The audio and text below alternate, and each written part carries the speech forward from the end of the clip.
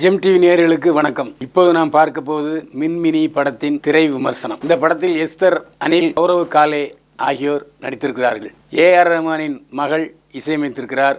ஷலிதா ஷமீம் இந்த படத்தை கதை திரைக்கதை வசனம் எழுதி இயக்கியிருக்கிறார். இந்த படம் 8 ஆண்டுகளுக்கு முன்பாலேயே தொடங்கப்பட்டது. ஆனால் இந்த படத்தில் நடித்த அனைவரும் வாலிபர்களாக வேண்டும் என்று 7 வருடம் இந்த படத்தின் இயக்குனர் ஷலிதா ஷமீம் காத்திருந்து படத்தை எடுத்திருக்கிறார். படத்தின் கதை என்னன்னா, பள்ளிக்கூடத்திலிருந்து லைஃப் தொடங்குது. பள்ளிக்கூடத்தில் பிரவீன் கிஷோரும் கௌரவ் காலேயும் எதிரும் புதிருமா இருக்கிறார்கள். ஒருவர் புரிந்து கொள்ளாமலேயே ஈகோ காரணமாக எதிரும் புதிருமா இருக்கிறார்கள். இந்த கௌரவ் காலேக்கு விளையாடணும், கிரிக்கெட் நல்லா விளையாடணும். அது இல்லாமல் இமாச்சல பிரதேசில் போய் பைக் ஓட்டணும். அதுதான் அவருடைய லட்சியம். 2 பேருமே கிரியும்பாமா இருக்கிற சமயத்தில் பஸ் ஒரு இடத்துல ஆக்சிடென்ட் ஆயிரும். ஆக்சிடென்ட் ஆனோடனே எல்லாரும் முண்டி அடித்து வெளியே ஓடிட்டு இருப்பாங்க. அப்போ கௌரவ் காலேயும் ஓடுவார். அதில் முண்டி அடித்து ஓடுவாங்க.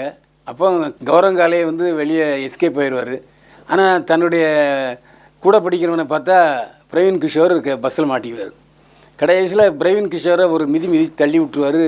ஆனால் கௌரவ் காலே ஒரு கல்லில் அடிபட்டு ஸ்பாட்லேயே அவுட் ஆகிடும். அதுக்கப்புறம் இந்த விபத்தால் பாதிக்கப்பட்டுருவார் பிரவீன் கிஷோர். நம்முடைய எதிரியாக இருந்தவன் தான் நம்மளை காப்பாற்றினான் அப்படின்ட்டு அப்படியே யோசிக்கிட்டே இருப்பார். அப்போ அவங்க இப்போ ஸ்கூலில் படிக்கிற ஒரு பொண்ணுக்கு ஆப்ரேஷன் ஆகும்.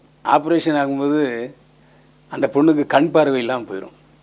அப்போ அந்த சமயத்தில் கௌரவ் காலேயுடைய கண் எடுத்து அந்த பொண்ணுக்கு வச்சு அந்த பொண்ணுக்கு பார்வை கொடுப்பாங்க. அப்போது அந்த விபத்து நடந்த சமயத்தில் ஆஸ்பத்திரியை கொண்டு போங்க, கௌரவ் காலேயை அங்கே இறந்துருப்பார். அதே சமயத்தில் இந்த பள்ளிக்கூடத்தில் படிக்கிற பொண்ணுக்கு இதய அறுவை சிகிச்சையில் ஹார்ட்டு ப்ராப்ளம் ஆயிரும். அந்த ஹார்ட் டிரான்ஸ்பிளான்ட்டு இதய மாற்று அறுவை சிகிச்சையில் இந்த கௌரவ் காலேயுடைய இதயத்தை அந்த பொண்ணுக்கு பொருத்துவாங்க. அப்புறம் பள்ளிக்கூடத்துக்கு அந்த பொண்ணு படிக்க வரும்போது பிரவீன் கிஷோரை பார்த்து இவன் தானே அவனோட எதிரியாகவே இருந்தான் அப்படின்னு சொல்லி ஒரு அஃபெக்ஷனாகவும். அப்புறம் பிரவீன் கிஷோர் இமாச்சல பிரதேசம் இமயமலையின் உச்சிக்கு பைக்கு பயணம் மேற்கொள்வார். அந்த சமயத்தில் எஸ்தர், அனிலும் அந்த பயணத்தோட கூட போவார். ஆனால் தனித்தனியாக போவாங்க. முதல்ல 2 பேருக்கும் ஒரு அவ யாரோ இவன் யாரோன்னு தான் போயிட்டுருப்பாங்க. அப்புறம் திடீர்னு அவங்களுக்குள்ள ஒரு நட்பு ஏற்படும். நட்பு காதலாக மாறும். அந்த இதய அறுவை சிகிச்சையில் யார் இதயத்தை கவர்ந்தாரோ அந்த இதயம் 2 பேருக்கும் ஒன்று சேருங்கிறது தான் கதை.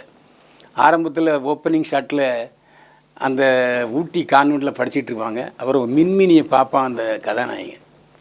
அதனால் மின்மினி வாழ்க்கைக்கு வச்சுருக்காங்க. அதே மாதிரி கதாநாயகியும் அங்கே போய் நான் பட்டாம்பூச்சி பிடிக்கணும் அப்படின்ட்டு ஆசைப்படுவாள். அந்த ஆசையும் அதில் நிறைவேறும்.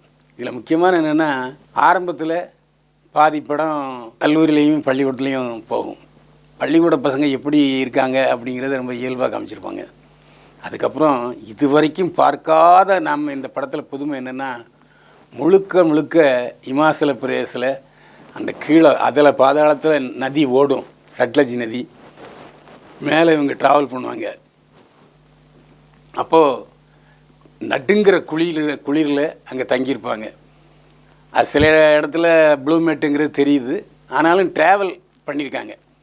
அந்த இமாச்சல பிரதேசில் நாமளே ட்ராவல் பண்ண ஒரு அனுபவம் வரும். நாமளும் அந்த இடத்துக்கு போக மாட்டோமா அப்படி இருக்கும்போது எவ்வளோ ரிஸ்க்குங்கிறத படத்தில் பார்க்கும்போது தெரியும். எல்லோரும் ஊட்டி, அமெரிக்கா, கனடா, ஜப்பான், சிங்கப்பூர் நிறைய அவுட்டோர் காட்சிகளை படத்தில் பார்த்துருக்கோம்.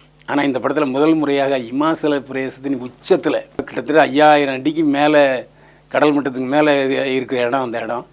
அந்த இடத்த நாம் படத்தில் பார்க்கும்போது அங்கே நாம் கூடவே அவங்களோட நாமளே பயணப்பட்ட ஒரு அனுபவத்தை நாம் பெறுறோம். அந்த சுற்றுலா அனுபவத்தை நாம் பெறுறோம். அந்த சுற்றுலா அனுபவத்தை நாம் பெற வேண்டும் என்பதற்காகவே இந்த மின்மினி படத்தை நாம் பார்க்கணும். ஷலீம் ஷலம் அது மிகப்பெரிய ஒரு கொடுப்பினை நமக்கு ஏற்படுத்தியிருக்காரு. அதான் உண்மை. மற்றபடி குழந்தை குட்டிகளோடு பார்க்கக்கூடிய ஒரு நல்ல படம். கொஞ்சம் இடையில நிறையா போர் அடிக்குது. வெறுமனே ட்ராவல் பண்ணுற மாதிரியே இருக்குது. அதில் காமெடியும் கிடையாது, ஒன்றும் கிடையாது. கொஞ்சம் ட்ரை சப்ஜெக்டு தான்னாலும், அதனால் அந்த இமாச்சல பிரதேச பயணம் நமக்கு அந்த நிறைவான படத்தை நமக்கு பார்த்த ஒரு அனுபவத்தை ஏற்படுத்துது. அதில் எந்த சந்தேகமே இல்லை. இமாச்சல பிரதேசத்துக்கு நம்ம பயணம் செய்த அனுபவத்தை பார்க்குறதுக்காவது மினிமினி படத்தை பார்க்கணும். இந்த படத்தை பார்க்கும்போது தான் மேயர் சைததுரைசாமியுடைய மகன் அந்த இடத்துல விபத்தில் சிக்கி மரணம் அடைஞ்சிருக்காரு. அதை பார்க்கும்போது அப்படியே கண்களில் நீர் பனிக்குது. இமாச்சல பிரதேசத்துக்கு சுற்றுலா வந்த அனுபவத்தை பெறுவதற்கு மின்மினி படத்தை கண்டிப்பாக தியேட்டரில் போய் பாருங்கள். பயில்வான் பார்வையில் மின்மினி படத்துக்கு 100க்கு 54 மதிப்பெண்கள்.